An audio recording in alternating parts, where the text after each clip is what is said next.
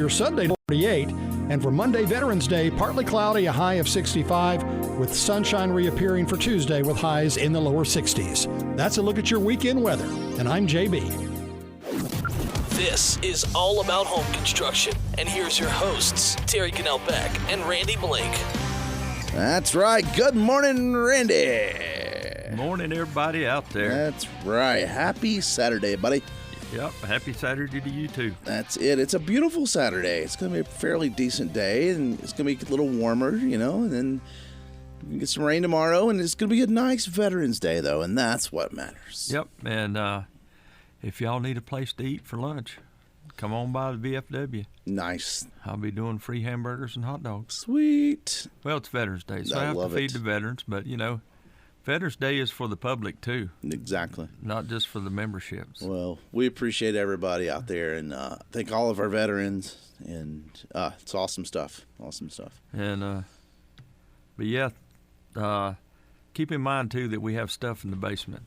That's right, yeah. We have sleeping bags and tents and coats, sweaters, water, which everybody's got water, but you know what? We had somebody come yesterday for water because they still hadn't got their water back on. Well, I've heard, we sort of talked about it, was it last show, I guess. We were talking about how to treat your wells and stuff. And I've heard of a few people who are still dealing with that, where they've got their water tested and there's like some E. coli and things like that showing up in their well, in their drinking water. Well, this shock that we talked about last Saturday, it goes in and it does what it's supposed to do, and it evaporates faster. Right. Okay? Right. But bleach will not evaporate in a well as fast as you think. Sure. Well, that's the thing, right, is bleach evaporates, and so in a well it's capturing it all. Yeah, because we did that, like I told you, they dynamited that one well when we built that house in 2004. Mm-hmm. And it took like 3 days of the well running 24 hours a day. To get it out. To get it out. And because I was testing it didn't hurt us because we was laying rock and stuff. Sure. Yeah. And, well, and if you shock your well, like using the bathroom, you like it's not going to hurt anything. You just don't want to drink it. That's right. That's where the problem comes in. Can you bottle it up and will it, I guess it would evaporate that way? Like, you would have to wait over time, like a week or something. Yeah, over the weekend. But it probably would. Yeah. About like, remember, if you lived in the city and you had to, right, you got your aquarium, you put, and that's exactly where I was going. Yeah, is that you let it sit and it'll, but still, I mean that's some extra work. But yeah, you're right. There's still water available, but every day is getting less and less, right? Like there's not near as many distribution sites as there were, and it's like if you still need bottled water, then I get it. So that one product is called Well Safe. Okay. And it's Blaine's Farm and Fleet, and it's $34.99 to put in your well. You think that would be better than some kind of off-the-shelf bleach? Yeah, because it's designed for it, and bleach is can be used, but like I said, the smell lasts longer. Right. Well, and would you shock the well without getting it tested first? There's really no benefit in it unless there's some. Well, you don't know, But yeah, but if you don't, I don't know how much a well test costs now, because at one time, it was required for every house you built that certain banks required your well to be tested. Right. And it's part of your home loan, and that was what was wild about it. And if your well didn't pass, then you had to do something else while you had your home loan. Right. Yeah, I know the health department. They were encouraging people to get it tested, and I know they had some tests. They had some free test. I don't know if that free testing is still going on or not. I would call the health department because, like I said, I do know that the NCDHHS provided some free well disinfection collection kit things because of the hurricane. But I don't know if that is a ongoing project. My understanding from I'm pulling it up right now. This came out August the 22nd. It said private well owners living in the communities served by the following local health departments, and App Healthcare is on there. It says, that they can pick up free kits beginning October the 22nd on Tuesday. So that was a couple weeks ago. And again, that would be here in Watauga County at the Poplar Grove Connection. There, the health department, Ashe County Health Building. For those listening in Allegheny, they've got one in Sparta. Burke County, Buncombe County, Caldwell County, Cherokee, Haywood, Henderson, Madison, and then the Toe River District. There's actually one in Bakersville, Newland, and Burnsville, which is Yancey County. But I don't know. I don't see when this is going to end. Let's see. Yeah, I'd call the health department. I don't know if they still have them or not. It has a couple dates that's already passed, and I don't know if they've extended that or not. But it would be worth calling the health department on Monday morning. So, yeah, if you can get them, how about that? Yeah. So, no, but either way, like I don't know what the normal cost would be otherwise, but it's getting sick from E. coli would not be cheap either, Andy. So, oh no, and definitely chloroform. Mm-hmm. That I can take a drink of well water, and within 30 seconds I know it's got chloroform in it because my stomach just erupts. But I was looking here on this instructions for this material, and it gives you the ounces to parts per million to volume of gallons right. per.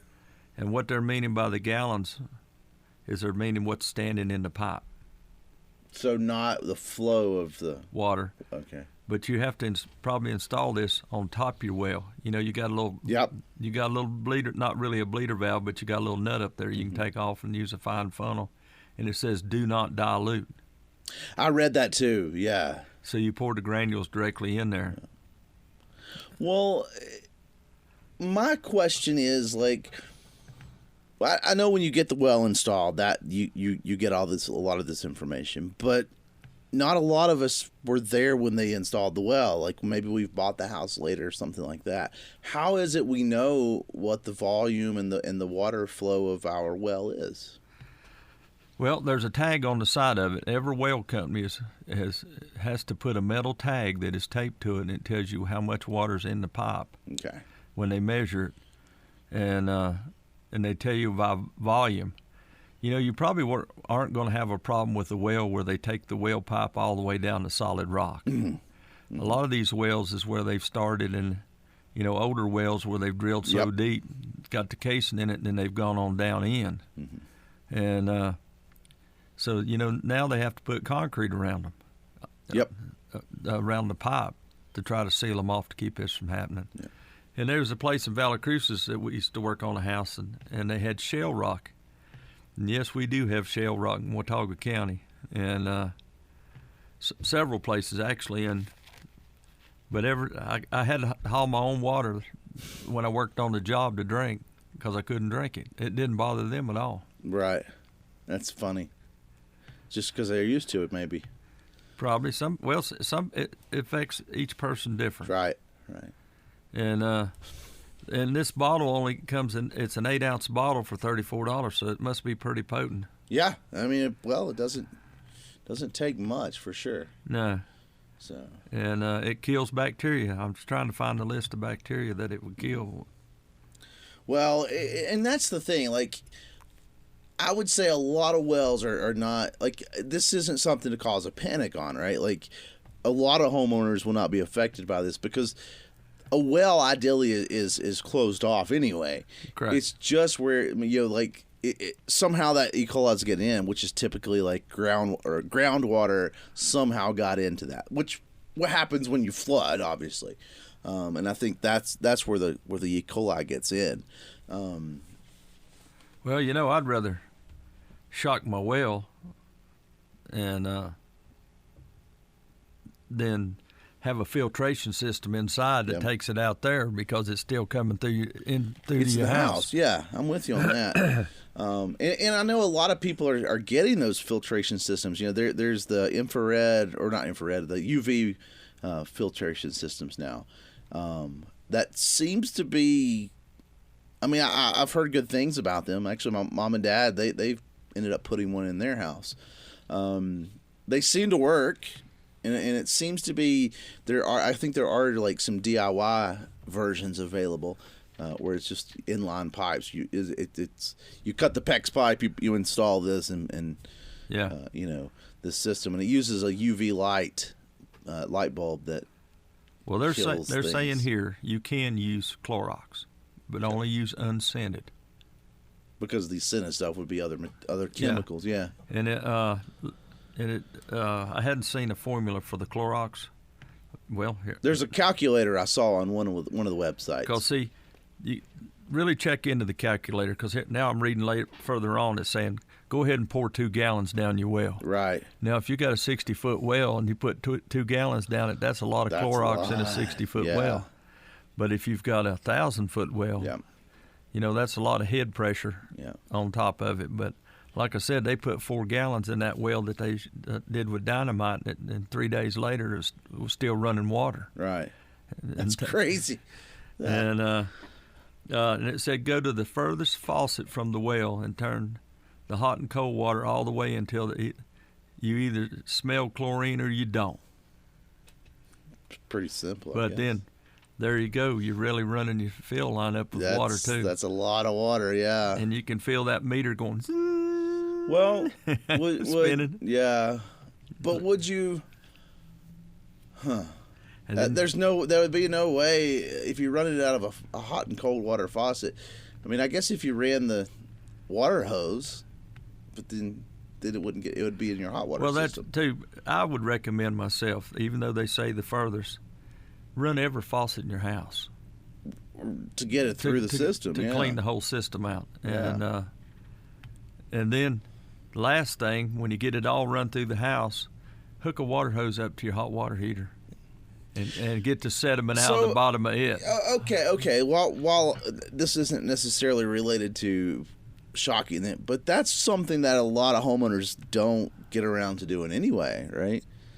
There's a lot of people that just don't drain their, and I was one of them. Don't get me wrong. I'm not, I'm pointing 4 fingers back, but emptying that hot water heater, getting that sediment out is great for your hot water heater, but people just don't take the time to do it. But you need to do it. And one thing that a lot of people don't do, and a lot of contractors don't do, but if we get a chance, we actually put a drain line out of that drain pan that we have, the metal pan required by code. Yeah. It has a hole for it to run out. Right. But we have in the past run an extra line in it, so when you drain your hot water heater, it goes in the pan, then it leaves out and goes to outside the wall. Outside, you can't run it into your septic tank. It's got to go to daylight. That's been that's my thing. Is like part of the problem is people don't like it's such a pain to hook up a water hose to those things. They don't make it easy, and typically it's the pan gets in the way of hooking a water hose up conveniently. Yeah. That's always been my thing. It's like I get why there's a pan, but first of all, that pan's only going to catch a little bit of drip. That pan, if the water heater leaks, that pan's not catching a lot of water from the heater. That's the reason you want it to go to daylight. Yeah. Especially houses with a slab on grade, and the code just says, put the pan under. Yeah. Yeah, I've always thought like I get the idea of why, but I always thought pans underneath hot water heaters are pretty much useless because you're only going to catch it when you drain it, and the drips that comes from the water hose. That's all you're catching up.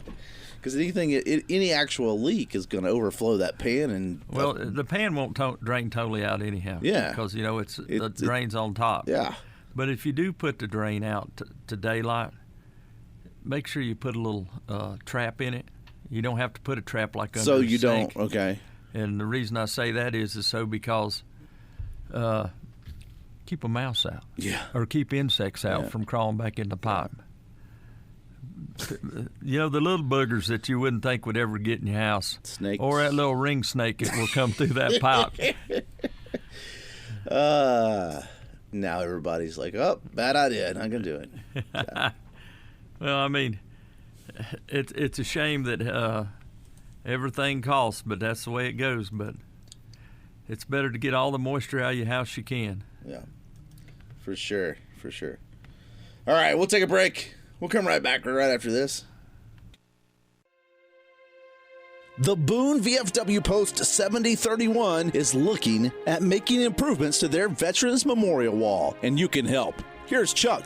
We could do engraved bricks to cover the memorial. It's in honor of the veterans who have served and some that have given their all for our country. And that's the one thing that we feel as the VFW that we can do to honor those who have come before and those who are even present today. But Chuck, what do we have to do to participate? You don't have to be a war veteran in order to be a part of this memorial. It's just that you served.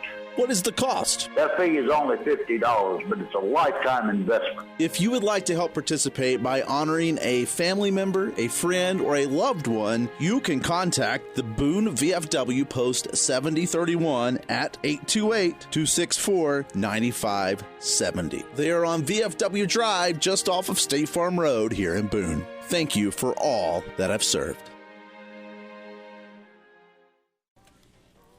That's right, all about home construction here on WATA. Again, thanks to all of our listeners out there. Happy Veterans Day weekend, and we appreciate all of our veterans that listen to their show, and they're awesome people, so thank you.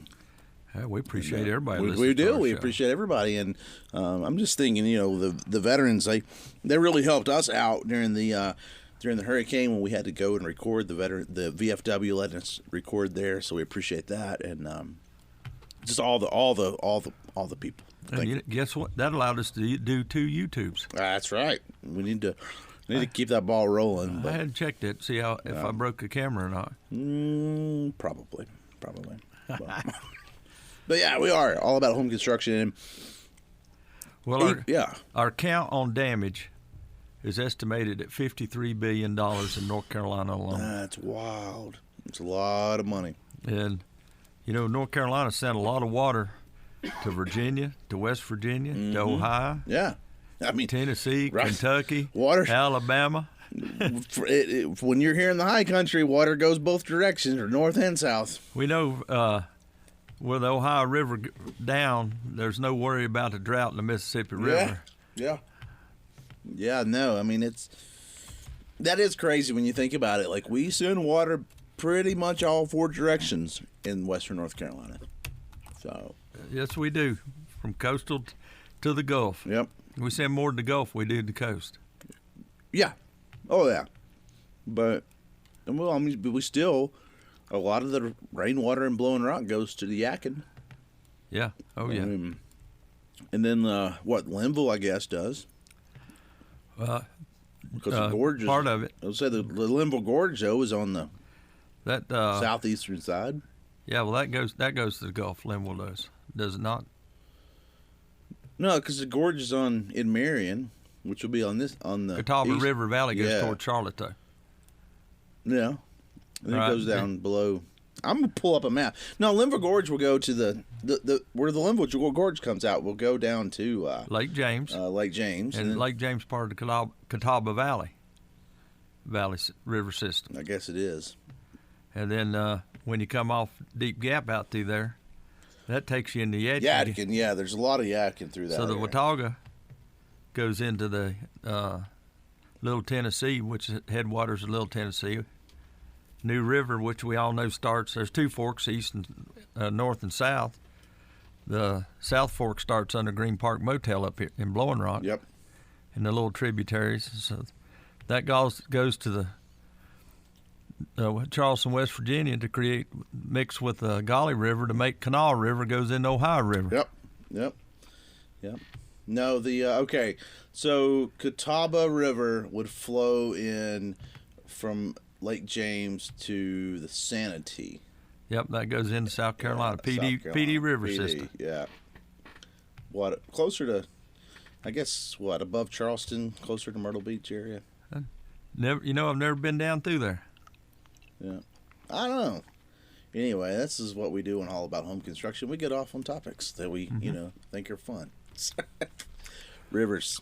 Gotta love rivers. Just think, you have on Grandfather Mountain, you have Watauga River, you have the Linville River. Mm-hmm.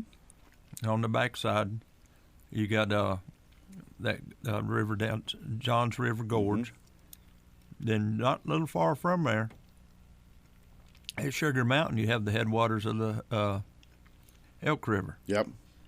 Going to Tennessee. Yep. And so you have two, Watauga and Elk River goes to Watauga Lake. Right. Mm-hmm. Yeah, no, it's a crazy little I mean, the mountains are crazy little systems. Of course, we also got the second oldest river in the world. It starts behind the radio station, basically. Yeah, part of it. I mean, that's to me is the coolest part. But anyway, enough about that. Enough about geology and geography, rather. So. Yeah. It's interesting because people really don't think anything about it. No, exactly. I mean, it's you're right. Like we take it for granted, I guess is where I'm going with it. But okay, so we were on the topic of waters and recovery on the wells and stuff. I actually had a question from someone that was talking about basements, and so I'm going to go two directions with this. First off, the reason they were asking me this is they were cleaning their basement, worried about mold and things like that, taking care of that. And they were talking about how after doing some work, they wanted to finish the basement, and turn it into a finished basement. So the question that came up, of course, I want to talk about the mold, so we'll come back to that one. But just to make sure we check the mold and get the mold out. But when it comes to adding finishing a basement, insulation or no insulation, like would you put studs up on the block walls and add the insulation? Well, code only calls for R10. Mm-hmm. Okay, now which would just be blue board or something. Yeah, but there's a better product out there than blue board, because blue board we had Armax, which was aluminum foil with polystyrene inside. Yep. I really like Armax because, it reflects the sun off your house when we used to build a lot of houses with it. Blue board is a good insulation, but it also will allow insects to drill through it and travel into your house. Okay? Would you would worry about that on a block wall? Well, before you put anything on a block wall, you need to waterproof it regardless if it's been poured solid or not. When you say waterproof it, you're talking about one of the paint type products? Like Drylock. Yep. So what we do on the inside. Correct. Okay. Believe it or not, this might sound a little weird, but we buy a 5-gallon of gray, we buy a 5-gallon of white. Okay. So, and the reason for that is because why are you mixing colors? We don't. We put one color on first. Oh, so you can see the gray bleed through. That's right. And so you are a smart man. Okay. Because you got the cells in your cells in your block, the roughness of it. And even though you use a half-inch nap, 3/4-inch nap, you think you got it all. But then you turn around and you put the other color on, and then you'll see what you missed. Yeah, and I've painted some brick walls, or block walls rather, just with paint. So I know what you're talking about. And it used to be real reasonable because you get it for $60 for 5 gallon. Now it's up about $180 for 5 gallon. And but then that way you can see what you missed, because there you are, you're rolling, and everything looks good, but you might have it thin here, thick here. And then when you put your second coat on, you roll it again, and then you'll see things you missed. And then if you have any paint left over, then you go ahead and do it again. Yeah. And because the block itself is porous and it's considered a sponge. Mm-hmm. But if it's a poured wall, a lot of times that concrete water don't get in between the webs that's got that little 3/4-inch gap. Right. See, so it can still sneak through there. Yeah. And that's the reason I'm been big fan of ICFs, okay? Because when it comes to ICFs, there's a trade-off. Even though ICFs are triple the cost of a block foundation, but when you go to pouring block, then you go to have to put all the steel in it. Then you still have to go back in after you do it, and you got to frame it up, and you have to frame it up in 2x4s or use a foam. Right. And that's where it gets expensive, where you go to the ICF so you can install anything you want to directly to it. Okay.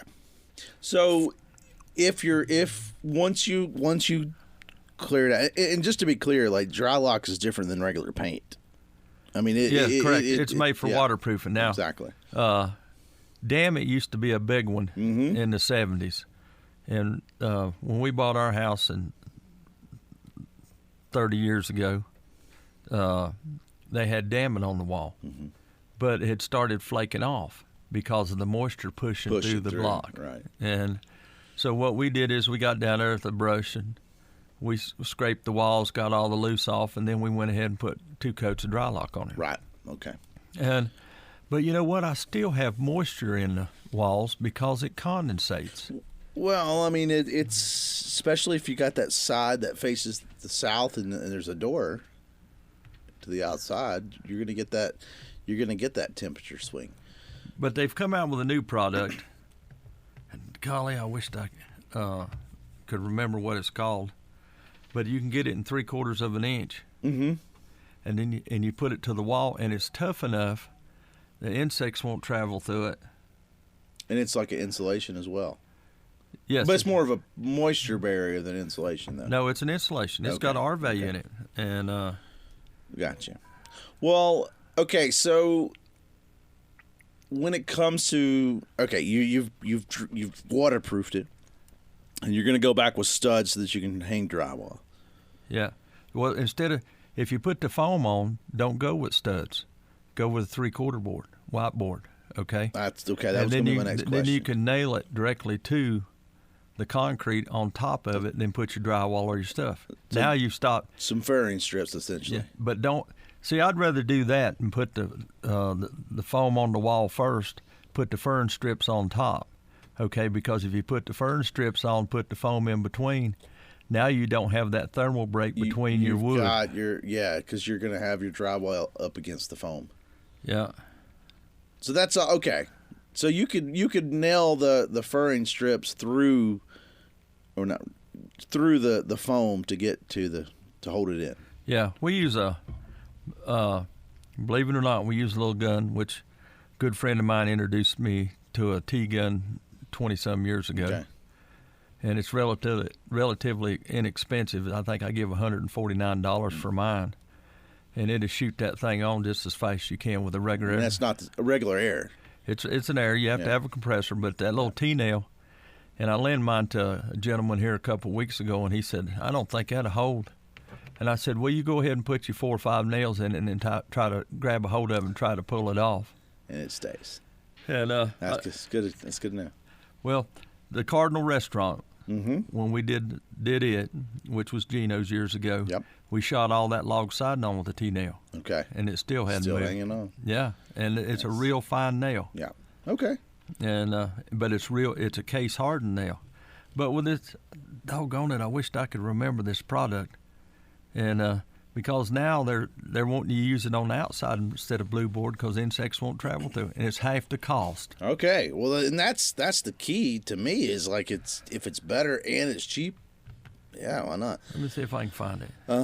Okay, so we get that, and so that kind of covered my next question was like, again, a thermal break with the moisture barrier. So we've got the moisture barrier first, we've got the insulation, and then you can just go up with I guess essentially regular drywall.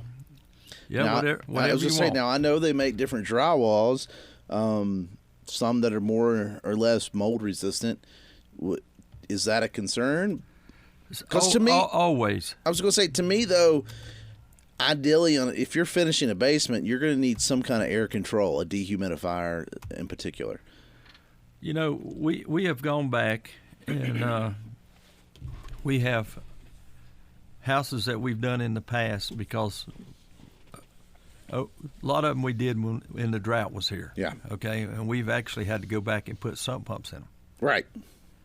And so this one house particular, the way we had to design it and the way they wanted a furnace, we had to build ducts in the walls. Okay, because the ceiling wasn't enough room, or no, we couldn't get the ducts through the ceiling. Okay. So we made look like cabinets all the way around the basement. So it's just like a shelf. And then we put the risers up for the cold air returns and the air outlets up the wall. So we built bookcases in between those, nice. To cover them up. And but we had to go back and open the wall up and put this sump pump in. So what we did was we put 2 little fans in it, one on each side, and we put humidistats in them, so it actually moves the air. Yeah. Moves the air around to the back of the house, where we actually have a big dehumidifier that we put clean space in. And believe it or not, through the flood until the power went out, the house was dry. That's awesome. Cool. Well, that's the key again, is just to keep that moisture controlled as much as you can. And then so that kind of alluded to my next question by accident, actually, is that you have to put a drop ceiling in to run all the stuff, but no, this is a way around that with what you just said. Well, that's how we had to do this one. Because when you put a drop ceiling in, you run the risk of the headspace, and if it's only an 8-foot roof or ceiling to begin with, then you drop ceiling down, you're less than 8 feet. And there's a number that when it gets below 8 feet, you start running into. Well, it's not considered we only had 7'6". Yeah. So say, what's the requirement to have an actual considered a space? They don't want you to go under 7 foot. Under 7. Okay. Yeah. To give you an idea, mobile homes is 7 foot at the eaves. Okay. And that's the reason a lot of them have cathedral ceilings in the living room and stuff like that. So 7 feet's the number.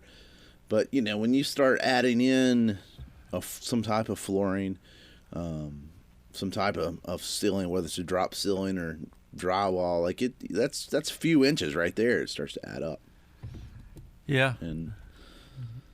But that way you address it from the inside on the old ones. Okay. And this one came to me when I was thinking about this is, if can lights. Is there any way, typically basements are going to be cooler and colder than upstairs. So is there any way to would it be beneficial to trap that heat with can lights and to heat the house? Because typically it goes in the attic and it goes away. But now we use an insulated can light. Okay. So, and now that we have squirrely tail fluorescents that go in, well, and LEDs. See, they don't produce as much heat. Okay. And when we had incandescent bulbs, the can lights had slots in them, which allowed the heat to get out. Right. And code also said during that time that the insulation had to stay 2 inches away from the can light itself. That's what I remember. Yes. Yeah, I remember it had to stay away. So, okay.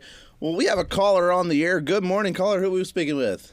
It's Matt Mellon. How are you? Doing well, man. How are you? All right. So you're talking about a topic that's kind of interesting to me right now. So the Burnsville house, it has an unfinished basement. Right. Dirt floor. 3/4 way around, it's got a block wall foundation. There's a section in the front wall foundation where the block ends and there's just old rock. And the rock, it's kind of interesting. The rock wall sits on. It looks like it's just dirt about 4 feet up from where the dirt floor is in the rest of the basement. There's kind of a big mound of dirt over there. It's almost like they recycled the foundation from an old cabin that was there before this house was built on that corner. And there's definitely some moisture over in that area, and there's moisture that comes up through the dirt. We were able to solve the moisture problem where moisture was coming in the door, but Anyway, so I think I told you I put a heat pump in there a few weeks ago, replaced the dead oil furnace, and so we're French Broad down there. They send us an update on the power bill every day, and so we know exactly how much electricity has been used. And the house is currently consuming about $5 a day of electricity, and I'm kind of trying to think of ways that we can improve that. The first floor, the living floor, and the attic are all the exterior walls are insulated with rock wool.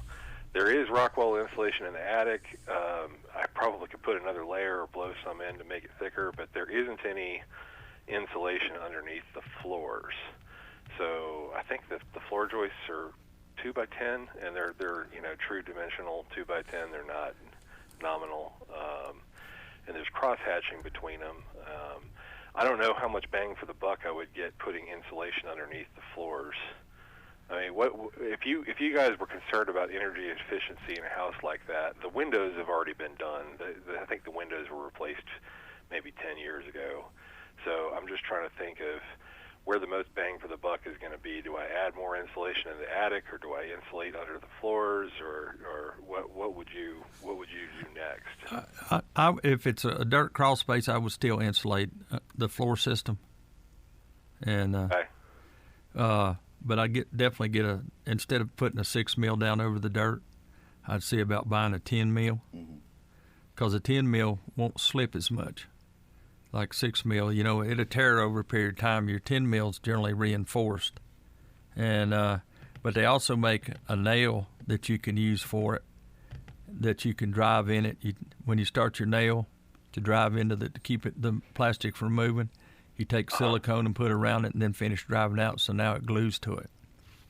And we did a house in Linville Ridge, which you'd never thought, and a $1 million house that'd have a dirt crawl space without no protection. But what they did was they'd run their gutter pipes from the back side of the house underneath the crawl space to the front side of the house, and the goofballs used French drain instead of solid pipe. Why? It didn't make any sense. Why would you do that? Yeah. Why was you running under the house to begin with? So when we put the clean space in there, and even if you got the rock wall, if you can stucco that rock wall, to give it some strength, and then take your plastic on up the side of it and staple it to your band on your house, then you'll cut out more moisture than you wouldn't think would be that much moisture coming in. So, well, I don't want to interrupt Matt here, but you're saying, Randy, put the plastic not on the ground, on the dirt, but would you put it underneath the actual house? I mean, underneath the floor system. No, put it on the dirt. Okay, that's what I thought. No, okay. you can't put it on the floor system. Well, I was going to say that when you said nails, that's from my. I understand. But it's a now. plastic nail that you drive, and it keeps it from slipping. So when you walk on it, it don't move. My brain. I was wondering. I was like, why you put it on the ground? Okay. See, part of the things that Tar Heel Basement does, they come in, they rake the whole basement down. Yeah. They can't make it perfectly flat, but they take humps and fill in dips and stuff like that. Now, one thing about doing the plastic, if you make it a solid closed crawl space, you do have to put a sump pump in it, or a drain to daylight. Okay, because back when early 2000s, when clean space was picking up speed and stuff in houses, I remember, North Carolina code didn't make you put a drain in, or they didn't make you put a dehumidifier in. Right. But then we went to a house where they had put it in, and they didn't put it up the walls high enough that the water came through the hollow block wall, and it's actually had a swimming pool down there in the bottom. Did opposite, right? Instead of keeping it in. And that's the reason I believe in putting it up the walls all the way up to your mud seal if you can. Gotcha. Well, Matt, hopefully that helps you a little bit. It does. Yeah, I'm just kind of trying to figure out what the most economical thing to do next is. It's one of those things where I don't have unlimited funds for the project, and I just want to make sure I do the thing that's going to get the most bang for the buck. And that's the reason I suggested the 10 mil plastic. We did put a dehumidifier in there. Interestingly enough, in the dirt floor, there were already I think there were 4 drains in just bare pipe in the dirt floor that came up. The house used gray water drains for the kitchen sink and the laundry downstairs, and there was one that wasn't being used that I'm currently using for the condensate on the heat pump, right? But there's plumbing in the dirt floor, which is interesting to deal with. But we were fortunate that whoever lived there before was into insulation, and they used everything's rock wool, which is mold resistant, which is nice. Yes, it is, and it's sound resistant too. Well, that's important where they live, because the house, you get out into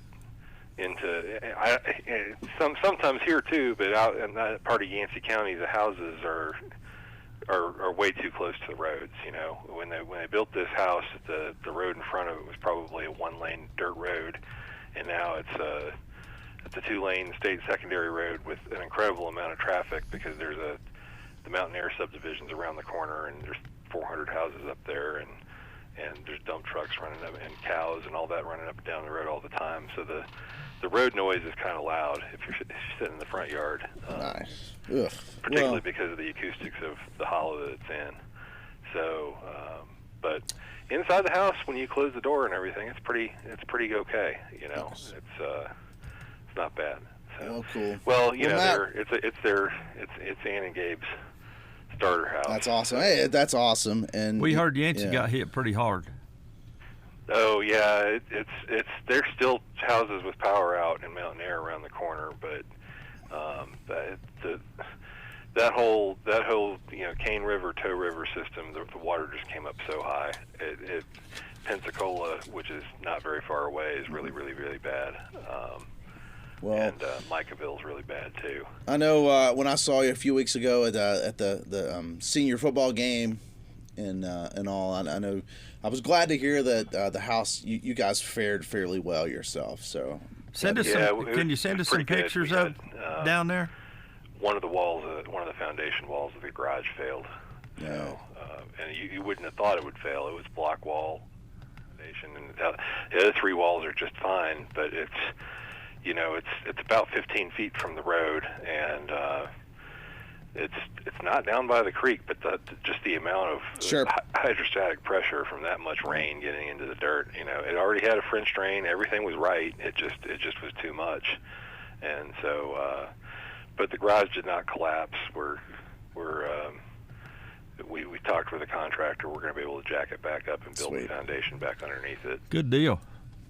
But it's there were a lot of people down there that are less fortunate than we were. Definitely. So, well, glad to hear that part for you, for your sake, and send us some pictures if you don't mind. So that'd be cool. Yeah, I'll send you some pictures. Awesome. Should I send them to your your Facebook Messenger? Yeah, you can do that. Or? You can reach out however to me. No worries, man. All right, I'll send you some pictures. All right, we're going to take a quick break, though. I hate to cut you off, but Matt, we really appreciate you calling. Yes, we do. Well, thanks for your advice. Always, man. Have a great day. Always. Thank you so much. Enjoy your Veterans Day weekend. Thanks. Right. And anyway, thanks for Matt for calling. We'll take our last break. Are you ready to level up your home construction game? Obviously, you've subscribed to All About Home Construction. Now we would like to ask you for some support. You can be like Dave, Bill, and Skipper and help support All About Home Construction. The links are in the show notes. That's right, All About Home Construction here on WATA. And again, thanks for Matt. And we had Bill call in during the break. We appreciate those guys. And sorry to cut them off short as we get closer to the end of the show here. Golly, it's going fast. It is. Because I've got another listener question that we're just going to have to save for next week about EV chargers. So we'll get to that one next week. But okay, so Bill was asking, again, we've talked a little bit about this a few weeks ago with the generators. If you're running a generator and it's wired into your house. So you've got it feeding, the outlets in the house. Do you cut the break? If you cut the breaker off under the meter, at the meter, you've got the service. Thank you. That's the word I'm looking for. And if you cut that breaker off, that keeps it from feeding back into the main line. Correct. Okay. Yeah, I mean, it's extremely important, especially with these power outages and stuff. Don't kill a lineman. Right. I mean, that would just be totally scary to me, but it doesn't take much because, like the line behind my house is a 7,700 volt line. Right. That's a step down transformer. Mm-hmm. All right, so it steps it down to 200 for both lines down to 240 volts. Yep. Well, that 240 volts going back out the backside steps back up to 7,700 volts. Yeah. And they try to tell you that stuff don't backfeed, but have you heard the saying horse hockey? Yeah. They always have. Even your meter, even when there's a dial-up meter, you can make it run backwards. Yep, exactly. So there you go. But yeah, definitely kill that breaker. Which most like when an electrician, like when you install it correctly, that typically has that built in. Like that's a feature that disconnect. It's something that you typically would install when you're installing it. But if you install a generator yourself, the reason you put a disconnect on the outside of your house is because your meter or your main box inside your house is over 5 feet away, and that's for fire. Okay. So firemen can go outside, cut the breaker off. They know the house is dead. Makes sense. Okay. But now if the panel box is directly behind the meter can, then there is not an outside disconnect. Okay. We like to put one in anyhow just for safety. So. Sure. It's an easy fix, right, to add a lot of safety. Well, the life you save might be somebody you don't know, but it's a life. Exactly. So, well, cool stuff. And it was a fast show. Sorry I didn't get to the EV question. We'll have to wait for that one for next week. So I'll tease you a little bit with that. So Randy, do some homework. All right. And we do appreciate it. Thanks to all of our listeners out there. Happy Veterans Day, VFW on Monday. Now at the mall, they have a ceremony. They have all these years, but after the mall ceremony, I'll be lighting the fire at 12. Sweet. And we have a service and hamburgers and hot dogs. Nice. And then if you need to, bring a dish. And, it's open to the public, so come on, join us. Love that. Love to hear that. So, yeah, perfect thing. And, again, happy Veterans Day weekend. Thanks to all of our veterans that listen. Thanks to all of our listeners out there, both on the podcast and on WATA. And please share this with friends. We're trying to help grow our listeners because we appreciate each and every one of you. So, yes, we do. Keep those questions coming on the Facebook page, allabouthomeconstruction@gmail. If you want to send me an email or if you're listening to the podcast, you can comment right there and on our link. So, well, Randy, happy Veterans Day, man. Happy Veterans Day. Enjoy your weekend. We'll talk to you next time. See you later. Bye. Thanks for listening to the podcast edition of All About Home Construction. We want to thank Skipper, Dave, and Bill for supporting the show. If you're enjoying this episode and you want to help us by creating some more awesome content, there are a few ways you can show your support. Subscribe and leave a review on your favorite podcast platform. This actually helps us reach new listeners and climb the charts. And please share this episode with your friends and family. Word of mouth is always the best kind of advertising. You can support us directly through our page on Spotify. The links are in the show notes. Thanks for listening to us.